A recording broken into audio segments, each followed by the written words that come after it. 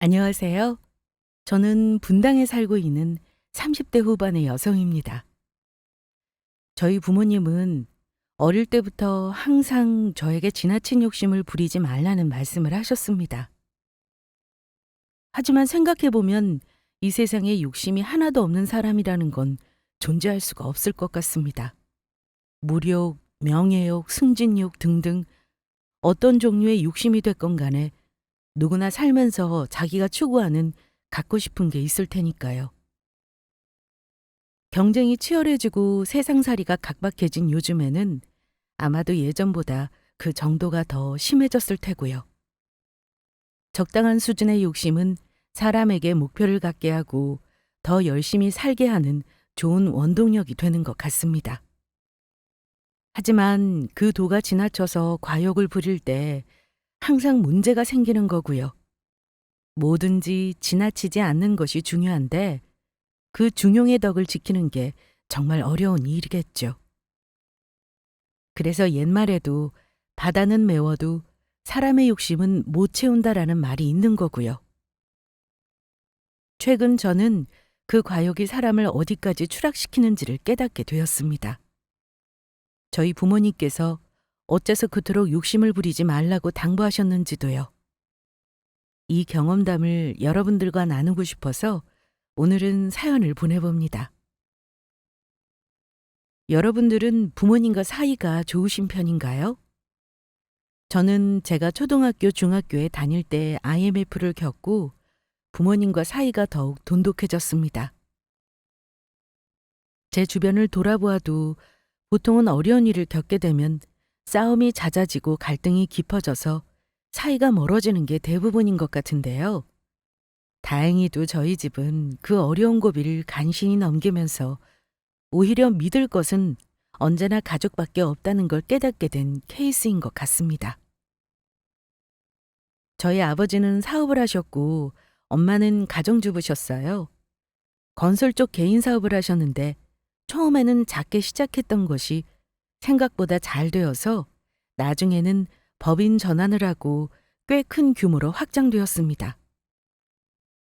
한참 잘 나갈 때에는 저희가 살던 지역에서 제일 비싼 아파트로 이사도 했고 계절마다 할머니, 할아버지까지 모시고 온 가족이 함께 해외여행도 다녔죠. 또래 친구들과 비교해봐도 저는 그 나이대 애들이 가지기에는 많은 용돈을 받았던 것 같습니다. 다른 건 몰라도 적어도 돈 걱정 같은 건 저희 집과는 거리가 먼 얘기였죠. 하지만 IMF가 찾아오고 저희 아버지 회사는 어음 처리를 하지 못해 하루아침에 부도가 났습니다. 정말 한순간이더라고요. 빚쟁이들이 하루에도 수십 번씩 집에 찾아오고 문을 열지 않아도 밖에서 고함을 지르며 저희 아버지를 찾아댔습니다. 아버지를 바꾸라며 욕설을 하는 전화가 너무 많이 와서 아예 집 전화기 선을 뽑아두어야 할 정도였죠. 저는 엄마와 함께 이리저리 친척집을 옮겨다니며 도망을 다녔고요.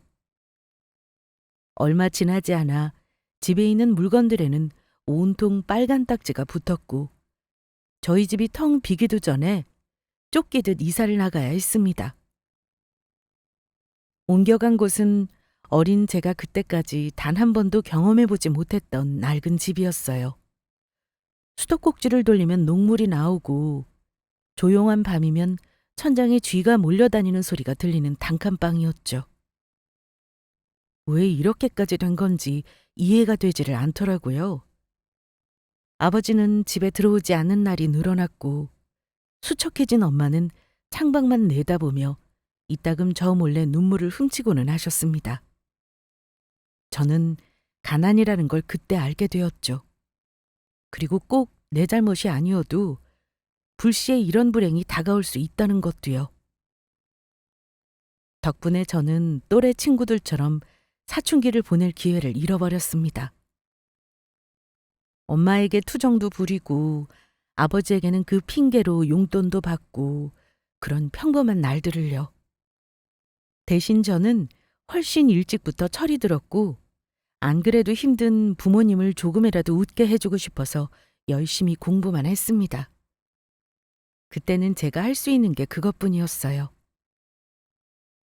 그리고 저희 집에는 많은 변화가 찾아왔습니다. 그때까지 가정주부로만 사셨던 엄마는 밖에 나가서 건물 청소 일을 시작하셨어요. 아버지는 여기저기 다니며 급한 대로 친척들에게 돈을 빌려서 빚을 메웠습니다. 그리고 한동안은 일용직 일을 하시기도 했고요. 매일 고된 일을 하다 보니 두 분 다 집에 돌아와서는 지쳐 주무시기 바빴습니다. 제가 집에서 제일 많이 봤던 모습은 부모님의 잠든 뒷모습이었어요. 그 당시에 저의 가장 큰 두려움은 부모님의 이혼이었습니다. 그때 저와 제일 친했던 친구도 아버지가 사업을 하셨었는데 결국 부도가 나고 길거리에 나앉게 되면서 부모님이 이혼을 하셨거든요. 제발 그런 일만은 없기를 매일같이 기도하며 잠들었죠. 그리고 시간이 한참 흘렀습니다. 정말 불행 중 다행으로 아버지는 제게 성공하셨어요. 정말 바닥에서부터 새로 태어나는 마음으로 다시 시작하신 거죠. 제가 대학을 졸업할 때쯤 예전만큼은 아니어도 그 비슷한 규모로 다시 사업 매출도 나오기 시작했고요. 그 사이에 쌓여 있었던 엄청난 빚들도 대부분 청산을 할 수 있었습니다. 그 지긋지긋하던 단칸방을 벗어나 새 아파트로 이사를 하고 나서야 실감이 났습니다.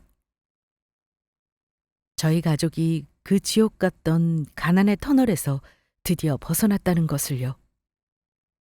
부정적인 기억만 있었던 것은 아닙니다. 어려웠던 와중에도 저는 할 게 공부밖에 없어서 좋은 대학에 들어갈 수 있었거든요.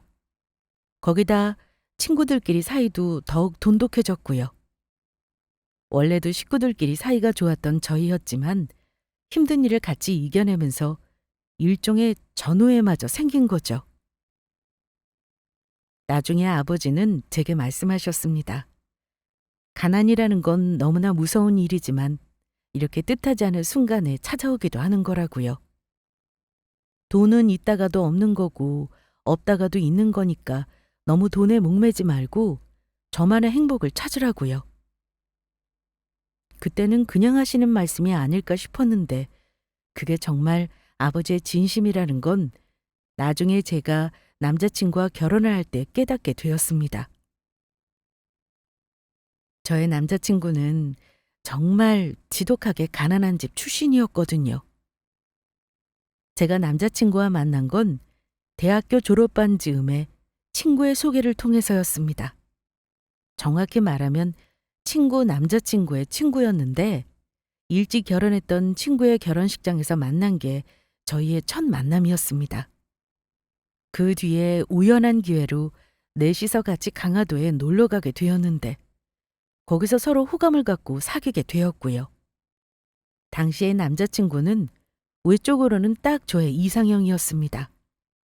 강아지처럼 순한 인상에 키 크고 마른 근육 있는 사람이 딱 제가 찾던 모습이었거든요. 그런데 얘기를 나눠보니 성격까지 잘 맞더라고요. 당시에는 서로 나이도 어리고 당장 결혼 상대를 찾을 것도 아니었어서 그 정도면 연애 상대로는 충분하다 싶어 큰 고민 없이 연애를 시작했습니다. 둘 다 좋아하는 영화며 노래며 즐겨 먹는 음식까지 서로 취향도 잘 맞았고요. 그 뒤로 평범한 커플들처럼 지독하게 싸우기도 하고 그러다 금세 다시 화해하기도 하고 맑았다가 흐렸다가 다시 개었다가 하는 연애를 오랫동안 했습니다. 거기다 졸업을 하고 취업 준비생이 되었다가 또다시 취업을 해서 신입사원이 되는 그 바쁜 시기들을 보내느라 시간은 잘도 흘렀죠. 저희는 연인으로 서로의 삶에 스며들기도 했지만 한편으로는 각자의 인생을 설계하고 책임지느라 정신이 없었습니다. 그렇게 어느덧 30대를 훌쩍 넘기고 둘 다 회사에서도 좀 안정된 시기가 찾아오자 저희는 또 다른 선택에 직면해야 했습니다. 그건 바로 결혼이라는 관문이었습니다. 요즘은 결혼이 필수가 아니라 어디까지나 개인의 선택이고 저 역시도 그게 꼭 제 인생에서도 거쳐야만 하는 코스가 아니라는 걸 공감하고 있었습니다. 하지만 사랑하는 상대가 있고 그간의 연애에서 별다른 문제가 없었으며 앞으로도 미래를 꿈꿔볼 만하다는 생각이 든다면 굳이 결혼을 하지 않을 이유도 없다는 생각을 해왔죠. 반면에 제 남자친구는 이런 쪽으로는 조금 고루한 타입이라 남녀는 무조건 결혼을 해야 한다는 주의였고요. 남자친구의 청혼을 받은 뒤로 저는 조금 고민에 빠졌습니다. 우리 사이에 문제가 없었지 다른 조건들도 문제가 없었던 것은 아니었거든요. 연애를 할 때만 해도 전혀 문제가 되지 않았던 것이 이렇게 오래 만나게 되어 막상 결혼을 코앞에 두고 있자니 하나같이 평범한 문제가 아니었습니다. 단적인 예를 들자면 이런 것들이었습니다. 저는 좋은 학교를 나와 대기업에 입사했고 연봉도 또래 친구들에 비해 꽤나 괜찮은 편이었습니다. 하지만 남자친구는 지방에 있는 이름도 처음 듣는 대학을 졸업하고 직원 수가 30명도 채 되지 않은 회사에 간신히 들어가서 영업직으로 일을 하고 있었죠. 연봉 차이는 말할 것도 없었고요. 그뿐이면 다행이었습니다. 남자친구의 아버지는 남자친구가 어릴 때 일찍 돌아가셨고 홀어머니는 남자친구가 드리는 용돈으로 생활비를 충당하고 계셨습니다. 아예 일을 안 하시는 거냐고 물었더니 그건 아니고 가끔씩 인력사무소 같은 곳에서 연락을 받아서 하루 일당을 버는 청소 일을 여기저기서 하시기도 한다고 하더라고요. 남자친구에게는 4살 차이가 나는 여동생이 있었는데 그쪽도 최저임금 알바나 다름없는 월급으로 생활하고 있어서 본인 앞가름하기에도 바쁜 처지였고요. 여기까지만 해도 남자친구네 경제적 상황은 대충 짐작하실 만하죠? 시댁에는 앞으로도 계속 생활비를 들여야 할 테고 남자친구가 모은 돈이 없는 건 당연했습니다. 가까운 친구들은 이런 사정을 듣고는 절대 결혼은 안 된다며 고개를 절레절레 흔들더라고요. 환경이나 성향이 비슷한 사람들끼리 결혼을 해도 너무 달라서 싸우다 이혼하는 경우가 태반이라고요. 연애까지는 어떻게 잘 맞았을지 몰라도 결혼은 현실이라면서 하나같이 저를 말렸습니다. 그리고 남편 하나야 네가 사랑하는 사람이니까 부족한 조건은 안고 간다고 치지만 시댁이 경제적으로 너무 어렵고 노후 대비가 하나도 안 되어 있는 건 너무 치명적이라고요. 저도 그런 이야기들을 계속 들으니 조금 흔들리는 건 어쩔 수가 없었습니다. 무엇보다 더 큰 문제는 저희 부모님이었죠. 부모님이 과연 이 상황을 다 아시고 나서도 이 결혼을 허락하실지 자신이 없었습니다. 평소에 기왕이면 형편 괜찮은 곳에 시집가서 네가 고생 안 하고 편하게 살았으면 한다고 하셨던 엄마 말씀도 생각이 났고요. 그래서 자기는 얼마나 모았어? 사실 정말 많이 못 모았어. 나 학자금도 갚아야 하느라고. 진짜 미안한데 일단 우리 신혼집은 오피스텔에서 시작하고 나중에 이사하면 안 될까? 남자친구가 말하는 오피스텔은 방 하나에 부엌 겸 작은 미니 거실 하나가 딸린 말하자면 1.5룸 크기의 집 월세를 말했습니다. 게다가 모은 돈을 물었더니 6천만 원이라고 대답하더라고요. 나이 35살에 겨우 6천만 원이요? 지금 본인 연봉에 예비 시어머니 생활비까지 드리고 있으니 모은 돈은 거의 없을 거라고 예상은 했지만 제 생각보다도 훨씬 턱없이 부족한 금액이었습니다. 상식적으로 거기서 어떻게 시작을 해? 우리가 대학생도 아니고 나 혼자 자취하는 집만 지금 투룸을 가득 채우고 있는 거 자기도 알잖아. 내 집은 거의 없어. 있는 것도 다 별거 없어서 버려도 상관없어. 지금 그 얘기가 아니잖아. 6천만 원으로 어떻게 결혼을 해? 남자친구와 동갑인 저는 2억을 모은 상태였습니다. 직장이 있는 서울에 작은 아파트 전세라도 들어가고 싶었는데 둘이 모은 돈을 합치고 대출을 받아도 될까 말까였습니다. 거기다 그 돈으로 결혼식도 올리고 가전이며 가구도 사야 했죠. 이대로라면 내 결혼은 부모님께 손 벌리지 않고 남자친구와 둘이서 해결하려고 했던 오랜 계획도 물거품이 될 게 뻔했습니다. 부모님께 어떻게 말씀을 드려야 할지 아무리 생각해도 입이 떨어지지가 않더라고요. 저는 착잡한 얼굴로 일단 돌아가서 생각을 해보자고 헤어졌습니다. 그리고 바로 이튿날 남자친구가 다시 제 자취방 앞에 찾아왔습니다. 그리고는 저에게 뭔가를 빼곡히 쓴 편지를 내밀더라고요. 펼쳐보니 앞으로 결혼 후에 어떻게 살아갈 것인지에 대한 계획이었습니다. 저와 어떤 가정을 꾸리고 싶었는지, 저의 어떤 부분이 좋았는지, 지금은 비록 많이 부족하지만 앞으로 본인이 제게 어떻게 잘해줄 것인지 등등을요. 그리고 마지막에 그런 얘기도 있었습니다. 본인은 결혼해서 저에게 잘해줄 자신이 정말 있지만 그럼에도 불구하고 헤어지자고 말을 한다고 해도 이해한다고요. 제가 편지를 읽는 동안 남자친구는 내내 아무 말이 없었습니다. 그리고 편지를 다 읽고 난 저와 눈이 마주치자 웃는데 눈에는 눈물이 맺혀 있더라고요. 그리고 그때 저는 결심했습니다. 이 사람과 결혼해야겠다고요. 편지에서는 적어도 진심을 보았고 이 정도 각오라면 그리고 이 마음이 변하지 않는다면 그깟 돈 좀 없이도 행복할 수 있지 않을까 싶었거든요. 결심을 한 뒤 어렵게 부모님께 말씀을 드렸는데 제 이야기를 듣고 남자친구를 보신 뒤 두 분은 뜻밖의 반응을 보이셨습니다. 사람 하나 성실하고 몸만 건강하다면 돈 좀 없는 건 괜찮다고요. 모은 돈이 없어도 둘 다 젊으니 앞으로 열심히 벌면 되는 거고 저만 아껴주고 저한테만 잘하면 된다고요. 저희 집도 과거에 어려웠던 순간이 있었기에 돈이 중요한 걸 알지만 역설적으로 돈이 전부는 아니라는 것도 깨닫고 있었고요. 걱정하던 신혼집은 저희 부모님이 마련해 주셨습니다. 그것도 제가 애초에 가고 싶어 했던 서울 시내의 작은 아파트로요. 절대로 만만찮은 금액이 아니었는데 부모님께 감사하기도 했고 한편으로는 죄송하기도 했습니다. 부모가 돈이 있다고 해서 그 돈을 다 자식에게 쓰라는 법도 없었고 돈이 많다고 해서 꼭 자식에게 잘 쓰는 것도 아니잖아요. 저도 그게 당연하다고 생각한 적이 없었고요.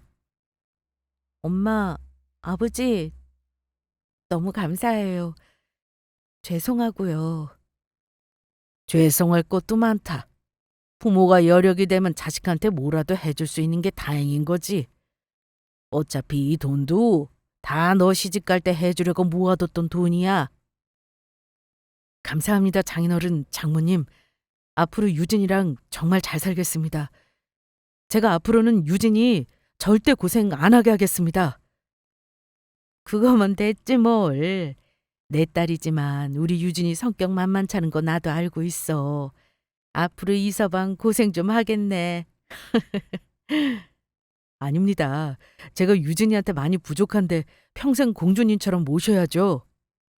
부모님은 집값에 보태려고 저희가 합쳐서 모았던 돈은 저희 비상금으로 쓰라고 하시더라고요. 앞으로 살면서 아기도 낳고 키우고 하려면 돈 들 일이 이만저만 많은 게 아닐 거라고 하시면서요. 혹여 돈 때문에 다툴 일이 생기거든 그 돈으로 서로 양보하면서 화해하라고 하셨고요. 부부 사이에 돈으로 해결할 수 있는 것은 살면서 제일 쉬운 일이라고도 하셨죠. 남자친구는 그날 감격의 눈물을 한 바가지쯤 흘렸던 것 같습니다. 아버지랑 마신 술이 취해서 돌아오는 길에 자꾸 유진이랑 결혼해서 자기는 너무 행복하다는 술주정을 수도 없이 반복했고요. 그렇게 저희는 결혼을 했습니다. 가전과 가구 그리고 결혼식 등 필요한 비용을 치르고 남은 돈은 고스란히 저희 부부의 생활비 통장에 쌓아두었습니다. 남편의 월급은 사실 서울살이를 하기에는 턱도 없는 금액이었죠. 거기다 시어머니께 생활비도 매달 100만 원씩 보내드려야 했습니다. 하지만 생활비 통장에 잔고가 쌓여 있고 저도 돈을 벌고 있으니 큰 스트레스는 없었습니다. 어차피 드려야 하는 돈이라면 기분 좋게 드리자 싶었거든요. 그리고 신혼부부의 제일 큰 부담은 원래 은행이 갖고 있는 것과 마찬가지인 신혼집 대출금과 그 이자잖아요. 그런데 저희는 대출금 없이 집을 갖고 있으니 이것만 해도 엄청난 메리트였죠. 아이고, 우리 며느리 왔구나. 어서 들어와라. 네, 어머님. 별일 없으셨죠? 건강은 좀 어떠세요? 나야 매일 똑같지 뭐. 그나저나 네가 좀 야윈 것 같은데 혹시 장현이가 말을 안 듣니? 그런 거면 말만 해라. 내가 아주 호되게 혼내줄 테니까. 아니에요, 어머니. 요즘 그이가 철들었는지 청소도 엄청 열심히 해요. 쓰레기도 잘 버리고요. 그래? 앞으로도 계속 그렇게 네가 잘 시켜라. 원래 마누라가 시켜야지 알아서는 절대 안 하는 게 남자들이다. 시어머니는 저만 보면 자다가도 버선발로 뛰어나오실 만큼 저를 예뻐해 주셨습니다. 남자는 여자하기 나름이라면서 농담조로 모자란 본인 아들을 잘 교육시켜서 데리고 살아달라는 말씀도 자주 하셨고요. 하나이는 시누이도 얌전하고 조용한 성격인데다 서로 각자 일에 간섭하기를 싫어해서 저한테 싫은 소리 한 번 한 적이 없었고요. 다른 집은 시어머니가 며느리를 못 잡아먹어서 안달인 경우도 쎄고 셌다는데 그런 면에서 저는 참 행운이었어요. 다른 건 몰라도 시집살이 하나만큼은 지금까지도 없었고 앞으로도 없을 예정이었죠. 결혼한 지 몇 년이 지난 이후로도 저희는 여전히 사이가 좋았습니다. 흔히들 효자 만나지 말라는 얘기를 많이 하잖아요. 저희 남편은 여러 가지 관점에서 남들이 말하는 그 효자였습니다. 연애할 때는 그렇게까지 못 느꼈었는데 결혼하고 났더니 제 생각보다 훨씬 시어머니에 대한 감정이 깊더라고요. 맛있는 걸 먹으러 가도 이거 우리 어머니가 좋아하는 건데 라고 말했고 날이 추워지면 본가가 우풍이 심한데 어머니가 감기에 걸리실까봐 매일같이 안부 전화를 하기도 했고요. 아무래도 시아버지가 일찍 돌아가시고 시어머니 혼자 계시니까 더 그랬겠죠. 시누이는 직장 근처에 고시원을 얻어 따로 살고 있었고요. 하지만 저는 남편이 효자인 것도 나쁘지 않다고 생각했습니다. 자기 부모한테도 정이 없는 사람은 저에게도 정이 깊을 리가 없다고 생각했거든요. 나중에 태어나게 될 저희 아이한테도 훌륭한 아빠가 될 리 없을 것 같았고요. 거기다 효자를 만나지 말라는 말은 본인 부모만 챙기는 내로남불식 이기심 때문인데 저희 남편은 저뿐만 아니라 저희 부모님도 무척이나 잘 챙기는 편이었습니다. 바닷가에 놀러가서 시어머니가 좋아하시는 간장게장을 한 통 사면 저희 부모님 것도 꼭 한 통 챙기는 시기였죠. 남편이 그렇게 하니까 저도 덩달아 시어머니를 더 잘 챙기게 됐고요. 결혼한 지 1년 차가 됐을 때는 제가 먼저 시어머니께 드리는 용돈을 조금 더 올려드리자는 말까지 했습니다. 여보, 어머님 요즘도 청소일 나가고 계셔? 요즘은 허리가 아파서 잘 못 나가시는 것 같더라고. 그런데 그건 왜? 아, 우리 다음 달부터 어머님 용돈 조금 더 올려드리자고. 갑자기 그게 무슨 소리야? 아니, 생각해보니까 어머님 제대로 된 수입도 없으신데 달랑 100만 원으로 살기에는 요즘 물가가 너무 비싸졌잖아. 노인네들 돈 몇 푼 아끼려다가 병원비로 내느니 차라리 그 돈으로 맛있는 거 사드시고 하는 게 건강에도 좋고 길게 보면 돈 더 아끼는 길 같아. 사람이 나이가 들수록 스트레스가 없어야 건강하다는데 친구분들이랑 좋은 곳에 꽃구경도 갔다 오고 하시면 기분도 좋으실 거 아니야. 그러자 남편은 제 말에 감격한 듯 두 눈에 눈물까지 글썽거렸습니다. 사실 매달 나가는 100만 원도 절대 직장인에게 적은 돈은 아니잖아요. 매달 시댁의 용돈까지 드려야 한다고 하면 싫어할 와이프가 대부분일 거라며 친구들이 너는 진짜 복받은 놈이라고 했다는 겁니다. 어차피 시어머니가 아프셔도 병원비는 저희가 부담하게 될 텐데 저는 차라리 그 돈으로 어머님이 맛있는 거 드시고 행복하게 지내시면 장기적으로 봤을 때 더 낫다고 생각했을 뿐이죠. 이 얘기를 바로 전달했는지 그 다음날 아침에 바로 시어머니께 전화가 걸려왔습니다. 어머님이 고맙다고 나 같은 며느리가 없다고 정말 몇 번을 말씀하시는지 제가 다 민망할 정도였죠. 사실 저희 부모님께는 어버이날이나 생신, 명절에 따로 드리는 용돈을 제외하고는 평소에는 전혀 돈을 드리지 않았거든요. 친정아버지가 워낙 잘 버시니 저희 부모님은 돈이 필요 없으시기도 했고요. 그래도 어쩐지 죄송스럽다 싶어서 조심스럽게 이 얘기를 했더니 아버지는 그저 잘했다고 하셨어요. 어차피 들어야 하는 돈이면 기분 좋게 드리는 게 맞다고요. 너희가 형편이 어렵지 않으니 네가 먼저 그렇게 마음을 쓰면 내 남편도 고마워할 거고 너한테도 더 잘할 거라고 말씀하셨고요. 거기다 남편과 사이가 좋은 만큼 시댁 어른께도 잘하는 게 맞다고 하셨고요. 그렇게 저희는 여행을 갈 때도 언제나 시댁 식구들을 챙겨서 같이 다녀오고는 했고 시댁에 크고 작은 일이 있으면 제가 먼저 발벗고 뛰어가서 친정 일인 것처럼 도와드리고는 했습니다. 어머님이 건강검진을 하거나 자잘하게 병원에 가실 때에도 시간이 되는 한 제가 운전해서 모시고 다녔고 시누이가 이사할 집을 알아보러 다닐 때에도 제가 따라다니면서 부동산 서류도 챙기고 같이 방도 봐주고 했고요. 시어머니와 같이 다닐 때면 다른 사람들이 시댁이 아니라 친정 식구인 줄 알았다고 며느리가 아니라 따님과 엄마 사이인 줄 알았다고 할 정도였죠. 저희는 그렇게 몇 년을 문제없이 별탈 없이 잘 지냈습니다. 바로 제 친정의 병고가 생기기 전까지는요. 퇴근을 하시다가 상대 측 과실인 교통사고로 저희 아버지가 돌아가셨거든요. 정말 하루아침에 생긴 일이었습니다. 저희 엄마는 가장 먼저 달려온 이모와 함께 울다가 그 자리에서 혼절까지 하셨습니다. 나중에 정신을 차리고 나서도 조문으로 온 문상객들을 맞이하며 계속 우시느라 금방이라도 쓰러지기 직전이셨죠. 이러다가 줄초상이라도 나는 게 아닌지 걱정스러울 정도였습니다. 사람이 죽을 때에도 그렇게 많은 절차가 필요하다는 걸 저는 그때야 처음 알았습니다. 엄마가 정신이 없으셔서 빈소 마련이며 장례용품 선택이며 운구차 선택 같은 그 모든 장례 절차를 다 제가 처리해야만 했거든요. 장례식장은 그야말로 아수라장이라고 할 수 있었습니다.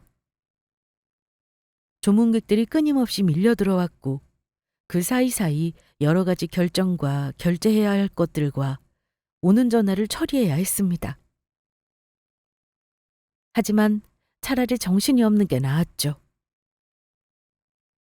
자정이 지날 무렵부터 새벽까지는 조문객이 뜸해져서 숨을 돌릴 틈이 있었는데 그렇게 조금이라도 여유가 생기면 사람이 미쳐버릴 것 같더라고요. 아버지가 하루아침에 돌아가신 이 상황이 믿기지가 않아서 틈만 나면 눈물이 줄줄 흘렀죠. 남편은 그런 제 옆을 지키고 있는 게 더 힘들었는지 최대한 바쁘게 움직였고요. 나중에는 울기도 많이 울었고 너무 많은 사람들을 상대한 데다 잠도 제대로 자지 못한 나머지 정신적 소모는 둘째치고 당장이라도 쓰러질 것처럼 컨디션이 급격하게 나빠졌습니다. 밥 먹은 것도 죄다 개어내기 일쑤였어요. 그렇게 영영 오지 않을 것 같던 발인 날이 다가왔습니다. 화장장으로 이동하고 화장이 진행되는 그 지옥 같은 시간 동안 엄마는 비명 같은 울음을 몇 번이고 토해내셨습니다. 환하게 웃고 있는 아버지의 영정사진은 그 이후로도 아주 오랫동안 제 머릿속에서 떠나지를 않았어요. 저희는 그렇게 아버지를 보내드렸습니다. 집으로 돌아온 뒤 이튿날 저는 엄마를 모시고 병원에 갔습니다. 엄마 수액이라도 맞춰드리고 싶어서요. 그리고 그 빈집에 혼자 남아있을 엄마가 걱정이 되기도 했고요. 안 가겠다고 하는 엄마를 억지로 병원에 모시고 가서 잠깐 수액을 마치는 동안 저도 깜빡 잠이 들었습니다. 모든 게 다 끝났다고 생각하니 피로가 몰려들더라고요. 그 짧은 시간 동안 꿈에서 아버지의 목소리를 들은 것도 같습니다. 다시 본가로 돌아와서는 엄마에게 흰죽을 끓여드리고 아버지의 물건을 정리해서 박스에 옮겨 담았습니다. 내가 내일부터 천천히 정리하면 돼. 그냥 거기 놔둬, 유진아. 아니에요. 제가 큰 집만 담아둘게요. 자잘한 건 어차피 엄마가 봐야 하니까. 대충 해놓고 너도 집으로 가. 이서방 집에서 기다리겠다. 엄마는 기운이 하나도 없는 목소리로 저더러 얼른 집으로 돌아가라고 재촉하셨죠. 하지만 엄마 혼자 이 많은 짐 정리를 하려면 너무 힘들 것 같아 최대한 제가 할 수 있는 만큼 정리를 했습니다. 그리고 남편 퇴근 시간이 다 되어서 저도 집으로 돌아갔죠. 집으로 돌아와서도 처리할 일이 산더미였습니다. 아버지 사업과 관련해서 마무리를 해야 할 일도 엄청나게 많았고 보험금이나 재산 처분 문제도 그랬고요. 회사 일 관련해서는 다행히 사내 변호사분이 아버지의 막역한 친구분이셔서 저보다 더 발벗고 나서서 챙기고 계셨고요. 엄마와 제가 잘 모르는 부분도 최대한 이해하기 쉽게 설명해 주셨고 자주 전화를 해서 상황을 전달해 주시고 계셨습니다. 보험 문제도 사촌 오빠가 관련 업계에 일을 하고 있어서 최대한 알아봐주고 있었고요. 장례가 끝난 뒤 대충 전해들은 내용에 따르면 운전자 보험의 사망보험금과 종신보험의 교통상해 사망보험금을 합쳐서 약 5억 원 정도가 지급될 예정이라고 하더라고요. 5억이 아니라 50억이 나온들 아버지의 목숨값과는 비교도 되지 않았지만요. 상속인은 저희 엄마로 되어 있었는데 엄마는 그 얘기를 들으시더니 본인이 가슴이 찢어져서 그 돈을 어떻게 쓰겠냐며 저에게 알아서 하라고 하셨고요. 그 돈을 어떻게 처리해야 할지 저는 고민이 깊어졌습니다. 엄마 말대로 써버리기도 싫었고 놔두기도 싫은 돈이었죠. 그리고 이틀 후 저는 회사에 출근해서 그동안에 밀렸던 업무를 처리하고 조문 오셨던 분들께도 감사 인사를 전달했습니다. 그리고 정시 퇴근을 하고 집에 돌아왔더니 시어머니가 집에 와 계시더라고요. 남편도 어쩐 일인지 일찍 퇴근해서 집에 있었고요. 눈치를 보니 저를 기다린 기색이었습니다. 아가, 얼굴이 많이 상했구나. 마음은 아프겠지만 이럴수록 네가 잘 챙겨 먹어야지. 감사해요, 어머님. 내가 미역국이랑 너 좋아하는 반찬들 좀 해왔다. 냉장고에 넣어두고 장현이랑 같이 잘 챙겨 먹어라. 힘드실 텐데 뭐하러 반찬까지 해오셨어요. 잘 먹을게요. 힘들기는 이게 뭐 일이라고. 너 밥도 잘 못 먹고 있을 것 같아서 내가 걱정이 되어가지고 왔지.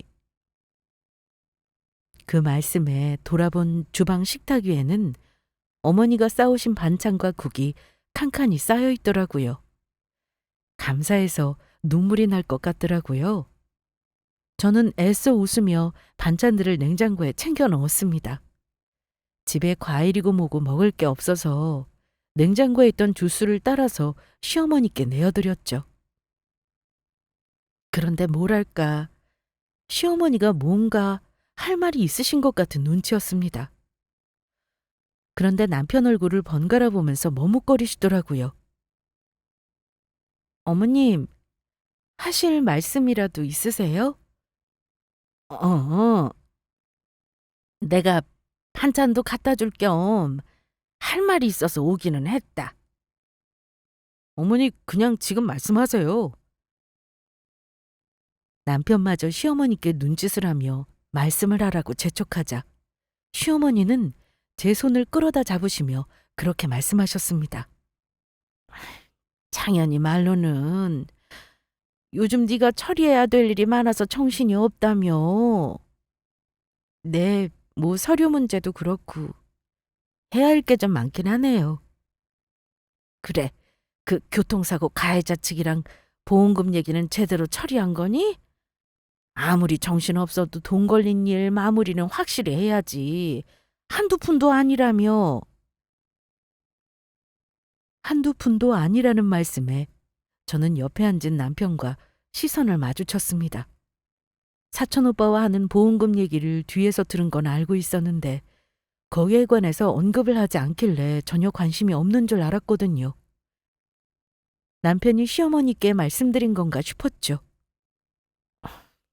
네, 아버지가 가입하신 보험사에서 먼저 저희한테 지급하고 나중에 가해자 측 구상권 청구하겠다고 하더라고요.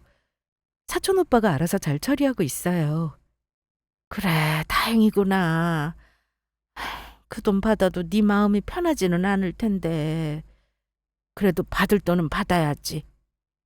네, 그 돈 받아도 어떻게 해야 할지 사실 고민이에요. 제가 그 말을 꺼내자 갑자기 시어머니 얼굴이 밝아지신 것 같은 느낌이 들었습니다. 단순히 기분 탓으로 치부하기에는 시어머니가 확실하게 옅은 미소까지 띠고 계셨죠. 안 그래도 네가 그럴 것 같아서. 우리 언니도 남편 먼저 저 세상 갔을 때 사망보험금 나온 거 본인은 차마 못 쓰겠다면서 자식들한테 넘겨줬었거든. 내가 그 마음 알지. 어, 그러셨구나. 네가 그 돈 갖고 있기 불편할 거고 쓰기도 마음이 그럴 테고. 그래서 말인데 그 돈은 네 신랑한테 주는 게 어떠냐? 네? 저는 이게 무슨 뚱딴지 같은 소리인가 싶었습니다.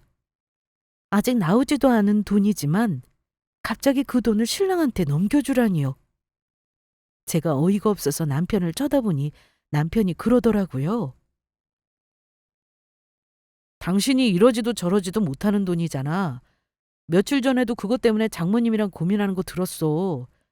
그럴 바에는 나한테 주면 내가 그 돈 불려서 줄게. 불려서 준다는 게 무슨 말이야? 마침 어머님 집을 더 넓은 곳으로 옮겨드릴까 싶었는데 이참에 그 돈으로 매매를 해드리면 좋을 것 같아서. 원래 대출 받아서 해드리려고 했는데 그 대출 이자 내려고 했던 돈은 내가 당신한테 줄게. 예금에 넣어두면 이자 얼마 되지도 않잖아. 대출 이자가 훨씬 남는 장사지. 지금 무슨 소리야? 그러니까 우리 아버지 사망 보험금으로 어머니 집을 매매해드리자는 거야? 어차피 대출 받으면 그거 우리가 같이 갚아야 할 돈이잖아. 대출 이자는 내 용돈 모아서 당신한테 줄게. 장인어른도 하늘나라에서 이 얘기 들으시면 그러라고 하시지 않을까?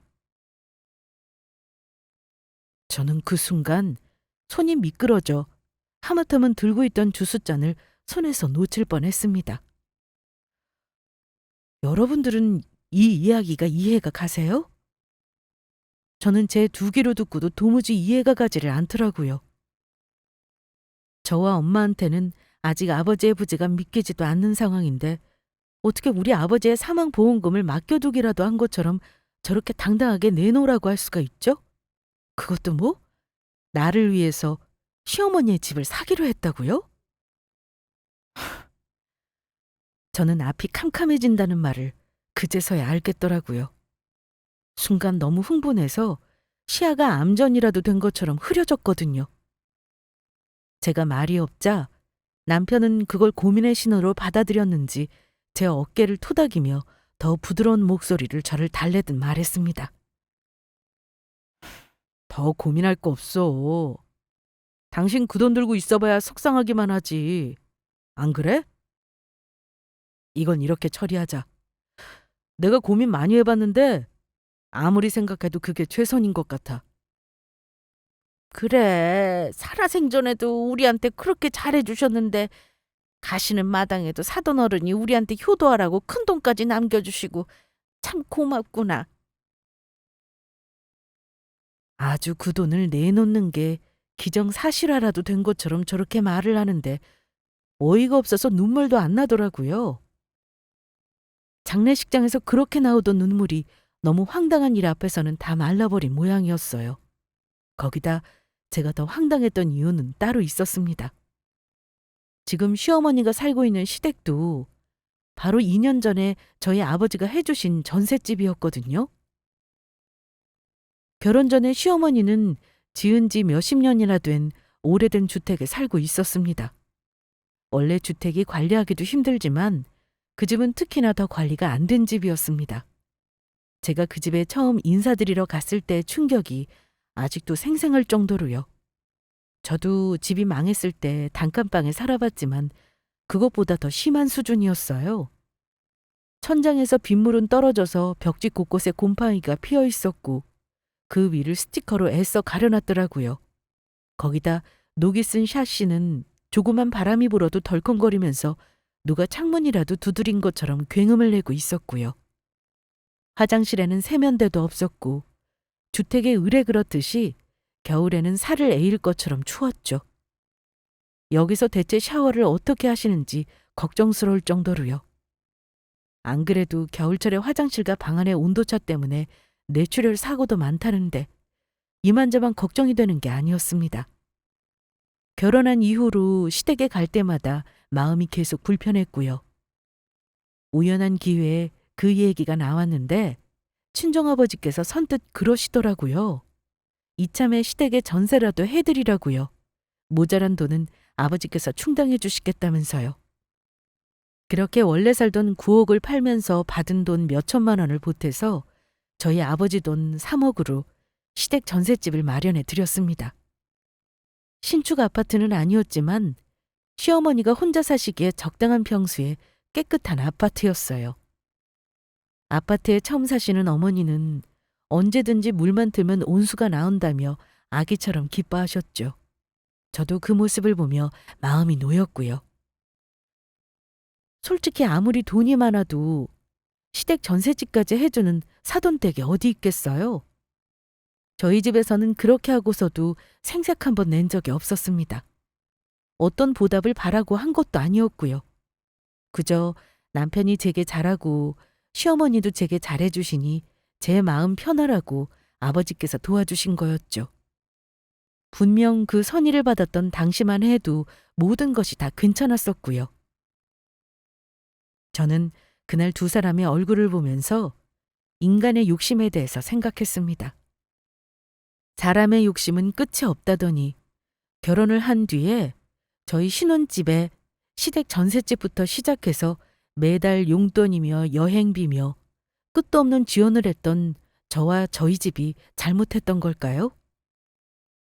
애초에 이런 일을 시작조차 해서는 안 되는 거였을까요? 그동안 저에게 보여주었던 정 많은 시어머니와 착한 남편의 모습은 결코 거짓이 아니었던 것 같은데 언제부터 저 마음이 변질되고 있었던 걸까요? 이게 사람의 본성인데 내가 그걸 너무 과신하고 있었던 걸까요? 저는 혼란스러웠고 화가 났고 나중에는 슬퍼졌습니다. 그 어떤 말을 갖다 붙여도 결국 아버지가 돌아가신 이 순간에 제가 가족 다음으로 가깝다고 생각했던 사람들이 제 뒤통수를 친 건 변하지 않은 사실이었으니까요. 내가 부동산 통해서 마침 봐둔 집이 있는데 이따 당신도 보면 마음에 들 거야. 그래, 내가 장현이랑 어제 먼저 보고 왔는데 너무 내 마음에 쏙 들더구나. 지금 사는 집 전세금이랑 보험금 5억이랑 합치면 이사 비용 쓰고 가구 몇 개 사고도 넉넉하게 남을 것 같고 그리고 이사하면 네 시누이도 불러서 같이 살 생각이다. 밖에서 쓸데없이 월세 낼 필요 없잖니.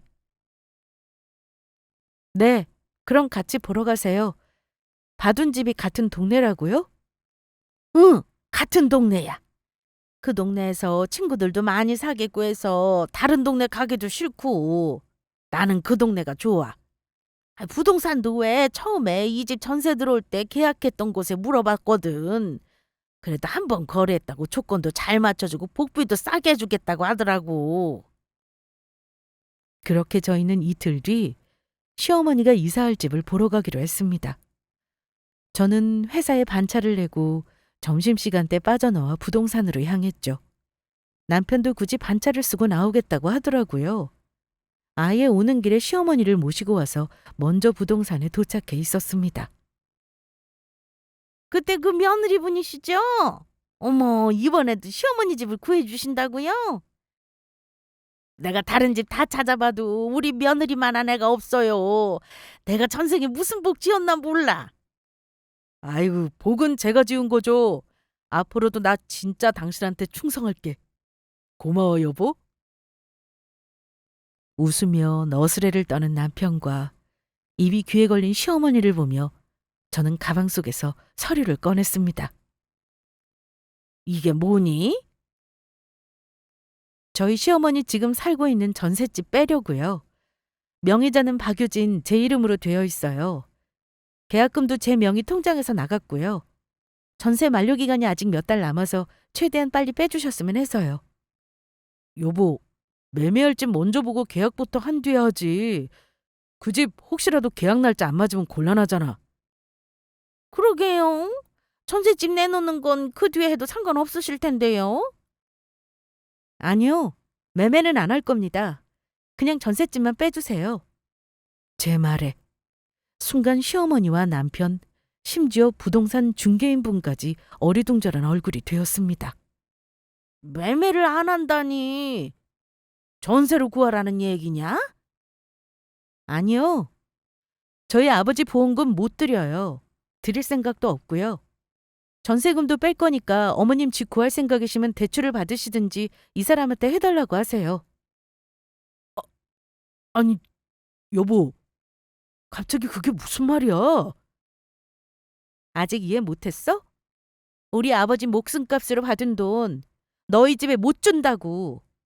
그 돈이 어떤 돈인데 시어머니 전셋집 해준 것도 감지덕지 해야 할 판에 뭐? 사망보험금으로 집을 사달라고? 대출이자가 남는 장사라고? 누구 마음대로 대출이고 누구 마음대로 대출금을 같이 갚는데? 세상에, 너 그게 무슨... 어머님도 그러시는 거 아니에요.